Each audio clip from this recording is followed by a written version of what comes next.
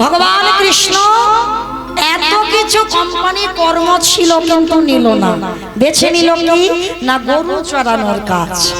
কেন নিল? শিক্ষা, জীব শিক্ষা। ওই যে প্রথমেই বললাম নিজে আচরি ধর্ম জীবেরই শিখায়। আমাকে আচরণ করে শেখাতে হবে জীবদের, তবে তো তারা শিখবে। ভগবান মাঠে গরু চড়াচ্ছে আর আপনারা আমরা তো সংসার মাঠে গরু চড়াচ্ছি, তাই না? আচ্ছা মা, কার কার বাড়িতে গরু নেই একবার হাত তোলো তো দেখি যে আমার বাড়ি গরু বাছুর নেই। এতজন ভক্ত হাত তুলেছে, গরু নেই। সব গরুগুলো নিয়ে কীর্তন শুনতে এসেছে, তবু বলছে নেই। আমা আমি তো বাহ্যিক জগতের গরুর কথা বলি। কাম ক্রোধ লোভ মোহ মদ মাৎসর্য, কি গো, এই 6টা গরুর বশীভূত আমরা। তবে ভগবান কিন্তু 6টা গরুকে মারতে বলেনি, বলছে দমন করো। কোন শাস্তি দেখাতে পারবে না যে 6টা গরুকে মেরে দাও, কারণ 6টা গরুকে মেরে দিলে মানব জীবনে বেঁচে থাকতে পারবে না। তোমাকে 6টা গরুকে দমন করতে বলছে। যেমন ভগবান কামরূপ কালীয় নাগ, এই কালীয় নাগকে মারেনি, দমন করেছিল। ঠিক তদ্রূপ 6টা গরুকে দমিয়ে রাখতে হবে, দমন করতে হবে, মারতে বলেনি মহাজনেরা। সবাই রেখে দাও কিন্তু একটু দমিয়ে রাখো, দমন করে রাখো। তো ভগবান মাঠে 24 জন বন্ধু, 12 জন প্রধান, 12 জন উপপ্রধান বন্ধুদের নিয়ে খেলা করে। আর ভগবান মাঠে খেলছে, আপনার আমরা সংসার মাঠে।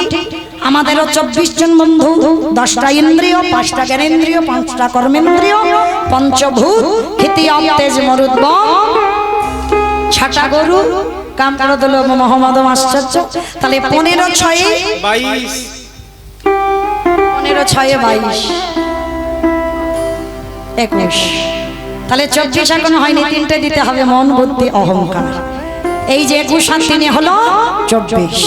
এই 24 জন বন্ধু নিয়ে আমার ভগবান যেমন মাঠে খেলছে, আপনার আমরা এই যে সংসার মাঠে খেলা করছি।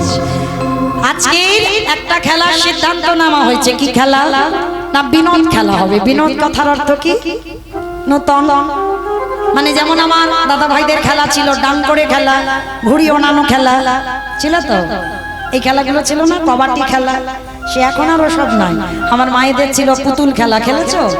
আমি খেলেছি। বউবা শান্তি খেলা আমি খেলেছি। কিতকিত খেলেছো? তোমরাও খেলেছো? আমিও খেলেছি কিতকিত খেলা। তা এই যে খেলাগুলো ছিল এখন আর আছে? এখন তো একটাই খেলা, ও খেলা ছাড়া আর কিছু নাই। সে নারী আর পুরুষ ওই একটাই খেলায় মাত করে দিল জগৎ। কেমন? এখন আর সেই বন্ধুরা একসঙ্গে টিফিন মাখিয়ে পিছনের বেঞ্চিতে বসে খাওয়া, সে সব চলে গেছে বাবা, ও সব আর নাই। হ্যাঁ, তো আজকে জগৎ সংসারী ভগবান জীব শিক্ষা দেবার জন্য আজকের লীলা। তো ভগবান বলছে আজকের বিনোদ খেলা হবে। কি খেলা? বিনোদ কথার অর্থ নতুন, প্রতিদিন নতুন নতুন খেলা হয়। তো আজকের খেলাটা কি হবে? কাঁধে চড়া আর কাঁধে করা। বলে কে কাঁধে চড়বে আর কে কাঁধে করবে? বলে কেন? যে আজকের খেলায় চোর হবে সে কাঁধে চড়াবে। তা বলে কানাই, তুই যখন রোজ চোর হোস, আজকে তুই চোর। বলে দেখ ভাই, আমি তো রোজ রোজ চোর হই, আমি আজকে চোর হব না, তোদের মধ্যে কেউ চোর হ না। বলে না, তুই চোর হোস রোজ, তুই আজকে চোর হবি, আমরা কেউ চোর হব না। আর গোবিন্দ আমার জেদ ধরে বসে আছে, আমি চোর হব না বলেছি, হব না, তোরা কেউ হবি হ। তা কেউ তো চোর হতে চাইছে না। ভগবান বলছে তাহলে ঠিক আছে, চোর যখন কেউ হবি না, তাহলে একটা কাজ করি। আই কি কাজ? যতজন বন্ধু আছে ততগুলো পাতায় আনা হবে, আর তারা পাতাতে একটা ছিদ্র করে দেওয়া হবে। আরে সবাই যখন চোখে বেঁধে পাতা তুলবে, সবাই পাতা তোলার পরে সবাই যখন খুলে দেখবে যার ভাগ্যে ছিদ্র পাতা পড়বে, সেই হবে আজকের খেলায় চোর। বলে কানাই, এটা তুই মন্দ বলিসনি, তাহলে ঠিক আছে নে, আজকের আমরা সবার চোখগুলো বেঁধে দে। সবার চোখ বেঁধে দিয়েছে। এইবার সবাই একটা একটা করে পাতা তুলছে, আর গোবিন্দ বলছে শোন, আমি যতক্ষণ না পাতা নেব তোরা কিন্তু কেউ পাতা তুলবি, খুলে দেখবি না।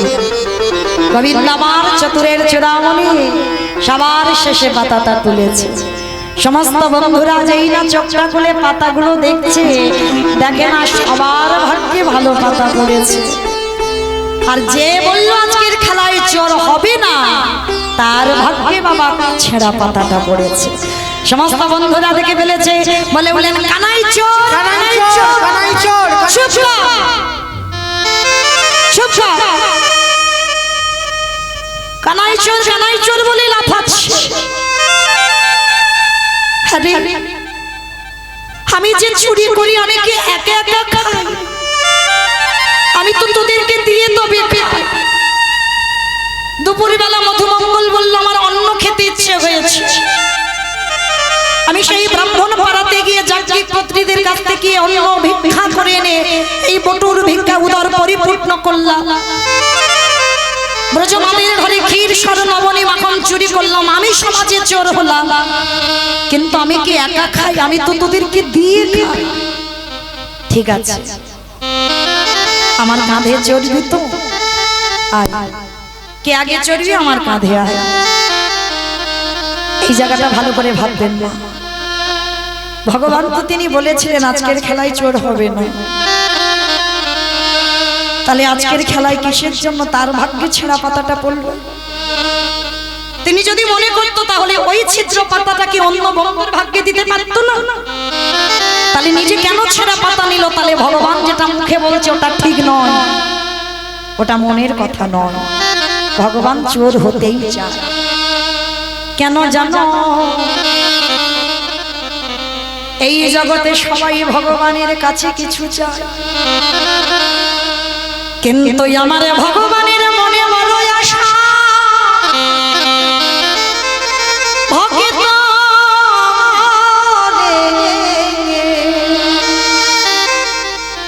আমি ভক্ত চরণ ধুলা বড় ভালোবাসি। বুঝি ভক্তি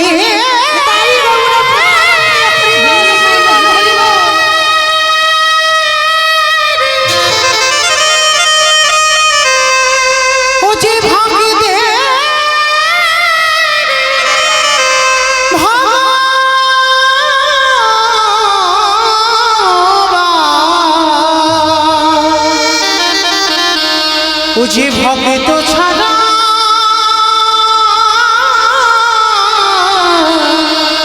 কিছু জানি না। শ্রীরাম সুরাম দানব সুরাম সবাই কাঁধে চড়েছে। সবাইকে কাঁধে নিয়ে গিরি গোবর্ধন পরিক্রমা করছে। আর অনেক কষ্ট হয়েছে তো, কিন্তু সবাই কাঁধে চড়ছে, কিন্তু সবার পিছনে এক ভক্ত বসে বসে কাঁদছে। ভগবান ছুটে গেল, এই বন্ধু, এই সবাই কাঁধে আমায় চললো, আর তুই এইরকম দূরে দাঁড়িয়ে আছিস কেন? আয়, তুই কাঁধে চড়বি না? কানাই রে, এরা জানে না তাই তোরে কাঁধে চড়েছে, কিন্তু আমি জানি তুই কি আর আমি কে। ওরে কানাই রে, হাজার বার যদি বলিস, কোটি বার যদি বলিস, আমি তোর কাঁধে চড়বো না। কেন চড়বি না? সবাই তো কাঁধে চড়লো, তুই কেন চড়বি না? কানাই রে, তুই আমায় ভুলে যেতে পারিস, কিন্তু আমি তোকে ভুলি না। ওরে কানাই রে, কি বলছিস তুই? আমি তোকে ভুলে গেছি, তুই বলিস নি, কি বলছিস? ওরে তোর কি মনে না?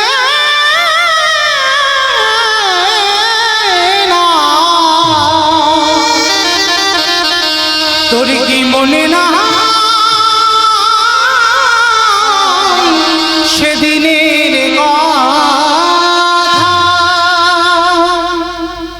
কানাইকে বলছে তুই আমায় ভুলে যেতে পারিস, আমি তোকে ভুলি না। এই বন্ধুটা কাঁধে উঠবে না কেন? কে সে? যার নাম সুদামা। কিছুতেই গোবিন্দের কাঁধে উঠবে না। কেন উঠছে না? কারণ ও তো জানে এ যে আমার সেই রঘুপতি রামচন্দ্র, আর আমি হলাম ওর কোলের ভাই ভর। কারণ আজকের আমার রঘুপতি আবির্ভাব তিথি, আর ভগবান যখন মধ্যাহ্নে জন্ম নিয়েছিল তার 2 ঘন্টা পরে জন্ম নিয়েছিল ভর। আর তার দুদিন পরে জন্ম নিয়েছিল লক্ষ্মণ আর শত্রুঘ্ন। মানে রামচন্দ্রের 2 ঘন্টা পরে জন্ম হয়েছিল আমার ভরত ভাই। এ জগতে সবাই জানে আমার রামকে শুধু লক্ষ্মণ বেশি ভালোবাসে না, কারণ রাম বনবাসী হয়েছে, তার জন্য লক্ষ্মণও বনবাসী হয়েছে। তার মানে লক্ষ্মণের মতো কেউ ভালোবাসেনি বলে না, লক্ষ্মণের থেকেও সব থেকে ভালোবেসেছিল আমার ভরত ভাই। ভরতের মতো কেউ ভালোবাসতে পারবে না আমার রামকে। কেন? ভালো করে ভেবে দেখবেন, বিচার করে দেখবেন, অনুভব করে দেখবেন। প্রথমেই বলে নিয়েছি কীর্তন অনুভব। যখন রাম বনবাসী হয় তখন আমার ভরত ভাই কোথায় ছিল? মামার বাড়ি। মামার বাড়ি থেকে যখন ফিরে প্রশ্ন করেছিল কৈকেয়ীর দাসী মন্থরাকে, মন্থরা আমার জ্যেষ্ঠ দাদা কোথায়? এক বাক্যে এক নিঃশ্বাসে বলেছিল পিতৃসত্য পালনার্থে কৈকেয়ী মার কথা রাখতে সে বনবাসী হয়েছে। যখনই বলা ভরতের মাথায় যেন বিনা মেঘে বজ্রাঘাত। কাউকে কিছু না বলে 3 জন মাকে রথে করে নিয়ে রামচন্দ্রের সঙ্গে দেখা করতে গিয়েছিল চিত্রকূট পর্বত। যে পর্বত বাবা দর্শন করেছি আমি, আজও গিয়ে দেখবেন এখনো রামচন্দ্রের চরণ চিহ্ন পাথরে পড়ে আছে। যেখানে প্রতিনিয়ত জঙ্গল থেকে ফুল তুলে আমার সীতামার খোপাতে দিত আমার রামচন্দ্র। তাহলে আপনারা যদি বলেন রোজ যদি পাথরে দাঁড়ান, পাথরে কি পায়ের চিহ্ন পড়বে? পড়বে না। তাহলে আজও চিত্রকূটে রামচন্দ্রের পদচিহ্ন পড়েছে কি করে? তার একটা কারণ, যখনই আমার রঘুপতি দাঁড়াতো পরশ মনের পরশে যেমন লোহা সোনা হয়, তেমন আমার ভগবানের পরশে পেয়ে ওই পাথর গলে যায়।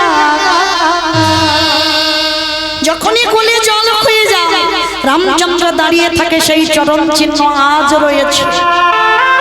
সেইখানে গিয়ে দাঁড়ালো ভরত ভাই, সশরাঙ্গে মাটিতে শুয়ে পড়ে দণ্ডবৎ প্রণাম। দাদা হে কি ভরত, তুই এসেছিস কেন? চলে যা, তুই খবর পাসনি অযোধ্যায় আমি পিতৃসত্য পালনার্থে বনবাস, আমি কৈকেয়ী মার কথা রাখতে বনবাস। চলে যা তুই। দাদা আমি জানি যে বাবার কথা রাখতে বনবাসী হয়,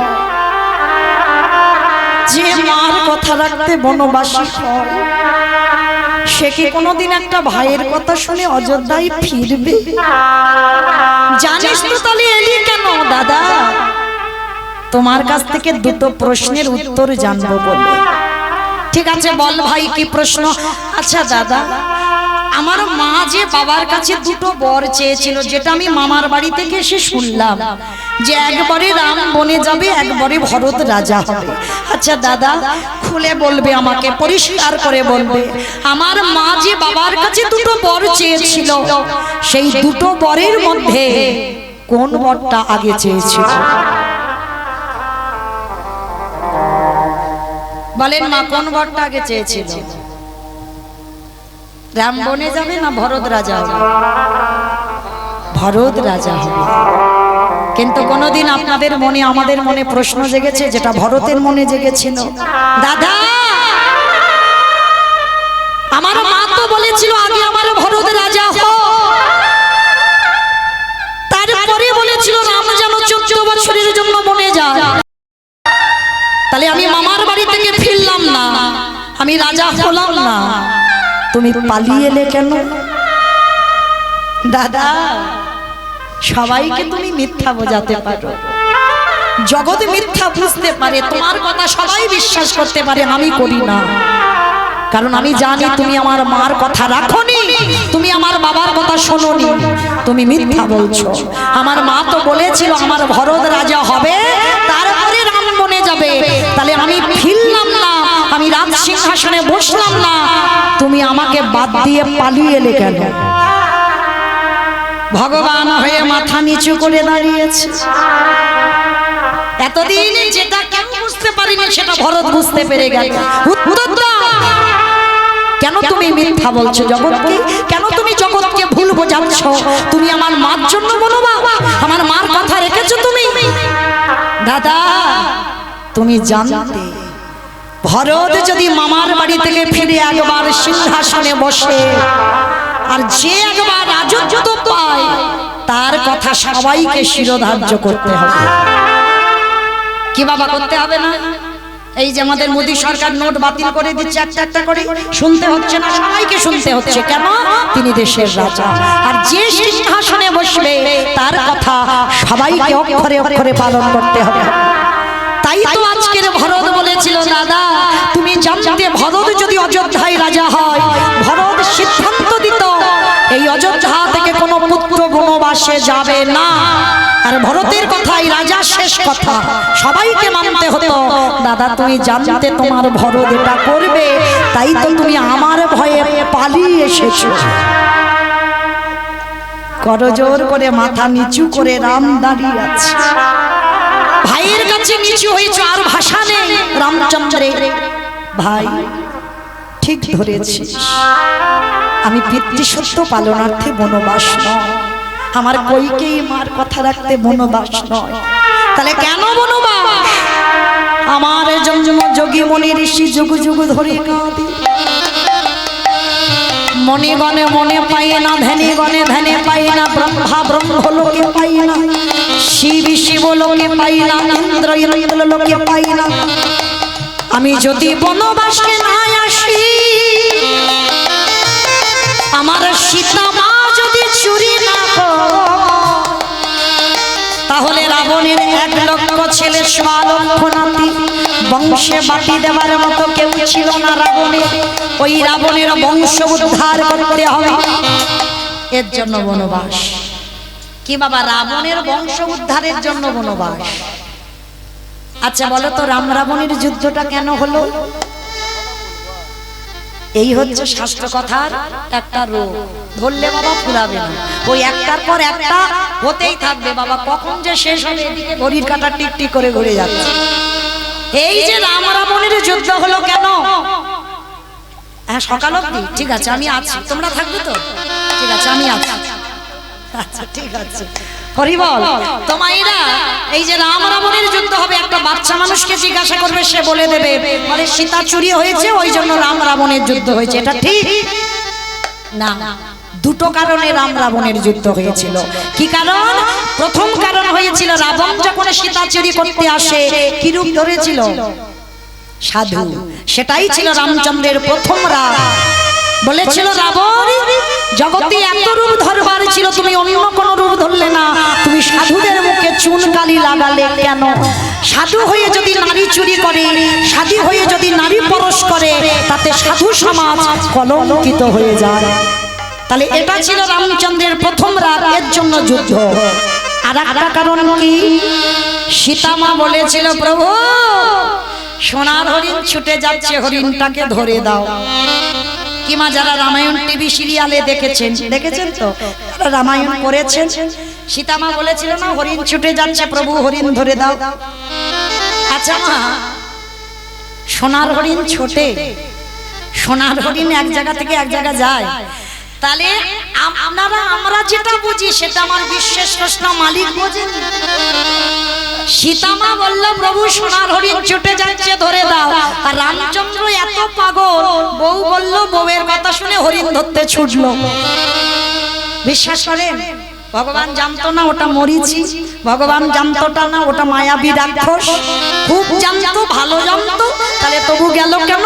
তার একটাই কারণ, যদি রামচন্দ্র হরিণ ধরতে না যেত তাহলে রাবণ কোনদিন সীতাকে চুরি করত না। সীতা যদি চুরি না হতো, লঙ্কার মাটিতে লক্ষ্মী প্রতিষ্ঠা পেত না। লঙ্কাতে যদি লক্ষ্মী প্রতিষ্ঠা না হতো তাহলে তুলসী বৃক্ষ হতো না। তুলসী বৃক্ষ না হলে কোনোদিন মহাপ্রসাদ হতো না। মহাপ্রসাদ যদি না হতো ভক্ত সমাজে বিতরণ হতো না। আরে ভক্ত সমাজে বিতরণ না হলে কৃষ্ণ ভক্তির উদয় হতো না। কৃষ্ণ ভক্তির উদয় না হলে রাবণের 1 লক্ষ ছেলে 1.5 লক্ষ নাতি কোনদিন জগৎ থেকে উদ্ধার পেত না। ওরে ভাই,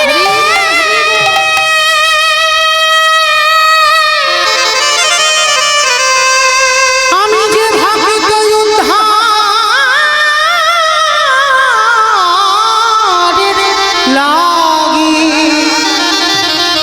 আমি যে বনবাসী বনবাসী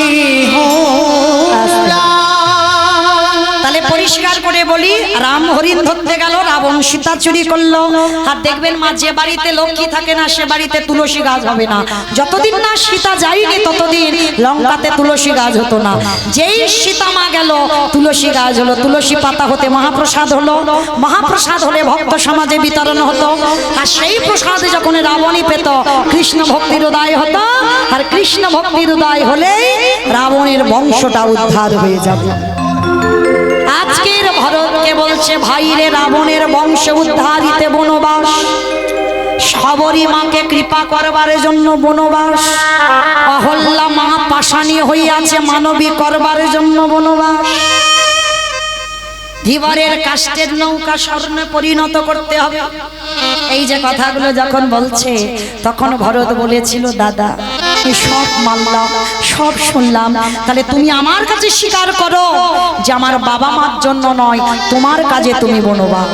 ভগবান নিজ মুখে স্বীকার করলো ভরতের কাছে, জগতে কারোর জন্য নয়, আমার জন্য আমি বনবাস হয়েছি, আমার কাজের জন্য। সেই সময় ভরত বলেছিল, দাদা 14 বছর হলে 14 বছর পরে তুমি অযোধ্যায় ফিরে যেও, কেমন? আর 14 বছর পরে যদি যাও, একবেলা যদি বয়ে যাও, গিয়ে দেখবে তোমার ভরতের মরা দেহটা পড়ে আছে। কারণ 14 বছর তোমাকে ছেড়ে থাকার বিরহ সহ্য করতে পারবো, কিন্তু 14 বছর পর একবেলা তোমাকে ছেড়ে থাকার বিরহ সহ্য করতে পারবো না। আজকের সেই ভরত যাবার সময় বলেছিল, দাদা একটা জিনিস চাইবো, তুমি দেবে? বল ভাই কি? তোমার চরণের খড়ম যুগলে দাও। কেন ভাই? যে জায়গা তোমার জায়গা ওটা তো আমার নয়। কি গো, ভাইয়ে ভাইয়ে লাঠালাঠি হয় না জগতে? ভাইয়ে ভাইয়ে খুনোখুনি হয় না? ভাইয়ে ভাইয়ে জমিতে শিল পোতা হয় না? একটুখানি জায়গার জন্য মামলা চলে না? কিন্তু দেখেন রাম লক্ষ্মণ ভরত শত্রুঘ্ন এরা কেমন ভাই। ভরত বলছে, দাদা যেটা তোমার জায়গা সেটা আমি নিতে পারি না, ওই সিংহাসন তোমার, তোমার খড়ম যুগলে দাও। 14 বছর ওই খড়ম সিংহাসনে রেখে আমি নিচেতে বসে সেবা করব। যাবেন বাবা যারা অযোধ্যায়, দেখে আসবেন ভরত যেখানে রামচন্দ্রের খড়ম সেবা করেছিল।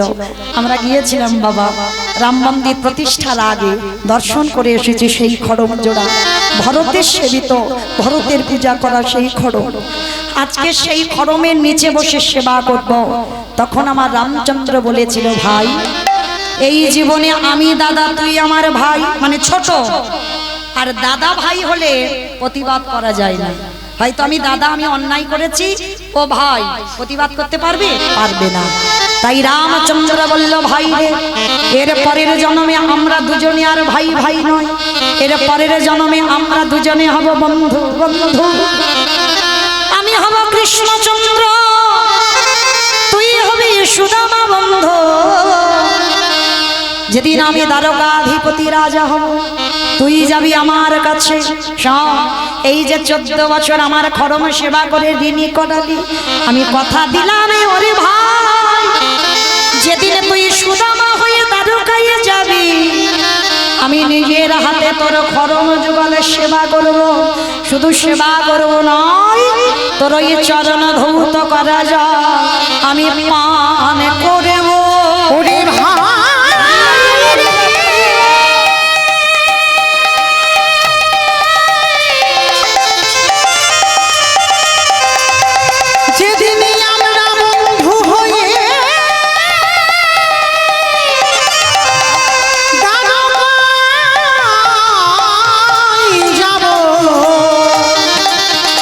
সেদিন সবেরই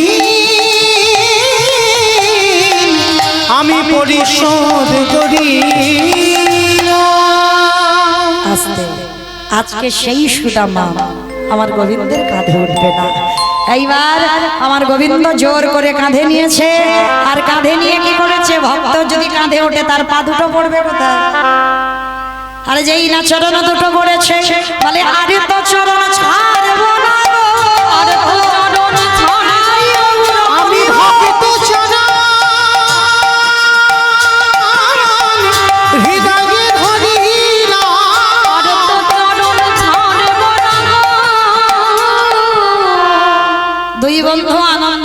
কেটে গেল, যে যার ঘরে ফিরে গেল। কিছুদিন পর কৃষ্ণ ভর্তি হয়েছে সন্দীপনী মনির আশ্রমে পড়াশোনা করবার জন্য। এইবার সুদামা বায়না ধরেছে, ও মা আমিও যাব। দুর্বোকা ছেলে, তুই যদি চলে যাস আমি কাকে খোকা বলে ডাকবো? ও মা, আমি যদি পড়াশোনা করে বড় না হই সমাজ আমাকে ভালোবাসবে না। আমি কথা দিলাম বিদ্যা অভ্যাস শেষ করে আমি তোমার কাছে চলে আসবো। ঠিক আছে বাবা, তবে যাবি যা, তবে একটা কথা মনে রাখবি, যাবার সময় একটা নাম আশ্রয় করবি, জয় গুরু। কে গো মায়েরা আশ্রয় করেছেন তো? যারা যারা আশ্রয় করেছেন একবার হাত দুটো তোলেন। বাহ, জয় গুরু জয় গুরু জয় গুরু জয়, তুমি গুরু মাতা পিতা তুমি সর্বমা। জয় গুরু জয় গুরু জয় গুরু তুমি গুরু মাতা পিতা তুমি সর্বমা। আর যেই নামে সেই কৃষ্ণ ভজনে ইচ্ছা করি, নামের সহিত আছে আপনি শ্রীহরি। আর যেই নামে সেই কৃষ্ণ ভজন ইচ্ছা করি, নামের সহিত আছে আপনি শ্রীহরি। সত্যতে নারায়ণেতে তারপরেতে শ্রীকৃষ্ণ বলো ভগবান। ওই সততে নারায়ণ রে রাতে রাম, তারপরে কৃষ্ণ